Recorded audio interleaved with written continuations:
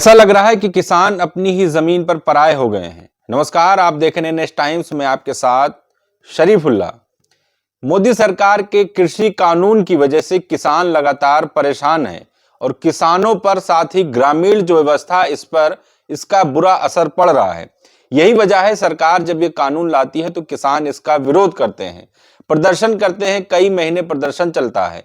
दोनों के बीच में जब बातचीत होती है तो सरकार कहती है इसका हल निकालेंगे। साथ ही किसानों की मांग थी कि एमएसपी पर कानून बनाया जाए, क्योंकि अगर एमएसपी पर कानून नहीं बनाया जाता है तो कहीं ना कहीं जो किसान हैं उनको भारी नुकसान उठाना पड़ सकता है। यही वजह है कि लगातार किसानों ने आवाज उठाई, प्रदर्शन किया, लेकिन उस वक्त यह हुआ कि हम आपकी बात मान लेंगे। अब फिर से जब किसान अपनी बात मनवाने के लिए दिल्ली कूच कर रहे हैं तो सरकार का ये जो दमनकारी रवैया है वो सामने नजर आ रहा है। किस तरह से किसान जब दिल्ली की तरफ पहुंच रहे हैं तो उनका लाठी डंडे के साथ स्वागत किया जा रहा है। सड़कों पर कीले बिछाई जा रहे हैं, लंबी चादरें बिछाई जा रही हैं सीमेंट की, साथ ही नुकीले तारों के साथ घेराबंदी की जा रही है। किसानों की सिर्फ यही एक मांग है कि एमएसपी पर कानून बने और एमएसपी के जरिए जो वो फसल उगाते हैं, अनाज उगाते हैं, तो उनका एक निर्धारित मूल्य तय किया जाए। सिर्फ यही मांग की वजह से जिस तरह से वो किसान लगातार परेशान है, लेकिन सरकार अनदेखा कर रही है और एमएसपी पर कानून बनाने के लिए साफ वो इनकार कर रही है। जिस तरह से लग रहा है कि ये सरकार साफ तौर पर किसान विरोधी सरकार है। इससे पहले भी कई आंदोलन हुए हैं, वहां भी जाहिर हुआ कि यह सरकार पहलवान विरोधी सरकार, नौजवान विरोधी सरकार, जवान विरोधी सरकार और अब किसान विरोधी सरकार ये साफ तौर पर नजर आ रही है। पहले से ही कहा जा रहा था और लगातार विपक्ष आरोप लगा रहा था कि उद्योगपतियों की सरकार है। इसके जो भी कानून आते हैं या जो भी नीतियां, परियोजनाएं आती हैं वो कहीं ना कहीं उद्योगपतियों को ध्यान में रखते हुए कानून बनाती है।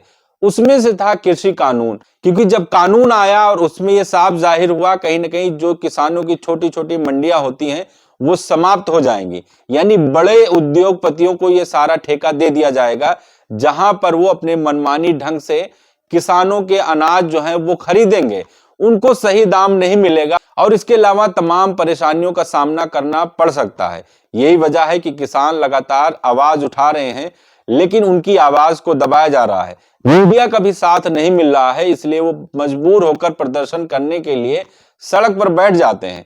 जब पंजाब और हरियाणा के अलावा देश के अलग अलग कोने से किसान सोचते हैं कि दिल्ली पहुंचे, वहां हो सकता है हमारी आवाज सुनी जाए, तो कई परतों में उनको रोकने के लिए सरकार का ये जो रवैया है वो बहुत भयावह है।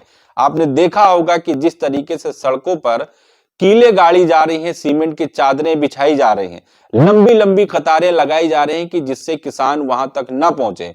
आंसू गैस के गोले छोड़े जा रहे हैं, साथ ही वाटर कैनन भी उनके ऊपर चलाया जा रहा है। यानी ये किसान जो फसल उगाते हैं, अनाज बोते हैं, आज उन्हीं के सामने यानी रास्ते पर कीलें बिछाई जा रही हैं, जिससे साफ जाहिर है कि यह सरकार किस तरह से किसान विरोधी सरकार है। वहीं दूसरी तरफ राहुल गांधी की बात करें तो उन्होंने भारत जोड़ो न्याय यात्रा में लगातार किसानों के लिए आवाज उठाई है और अब किसानों के लिए एक ऐतिहासिक फैसला लेते हुए उन्होंने कहा कि अगर सरकार बनती है तो सबसे पहले एमएसपी पर गारंटी यानी कानून बनाएगी और जिस तरह से जो किसानों की मांग है सबसे पहले उसको पूरा किया जाएगा।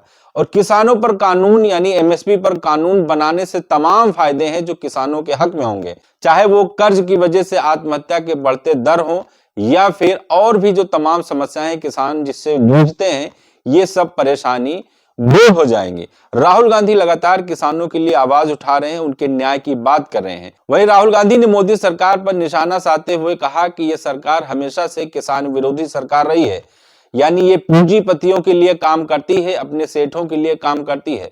साफ तौर पर उन्होंने कहा कि यह काम सिर्फ अडानी और अंबानी के लिए सरकार करती नजर आ रही है। किसानों को अनदेखा जिस तरह से किया जा रहा है, किसानों के साथ जो व्यवहार किया जा रहा है, ये साफ जाहिर है। आप मीडिया में देख सकते हैं किस तरह से किसान परेशान है। उनकी सिर्फ यही एक मांग है कि एमएसपी पर कानून बनाए।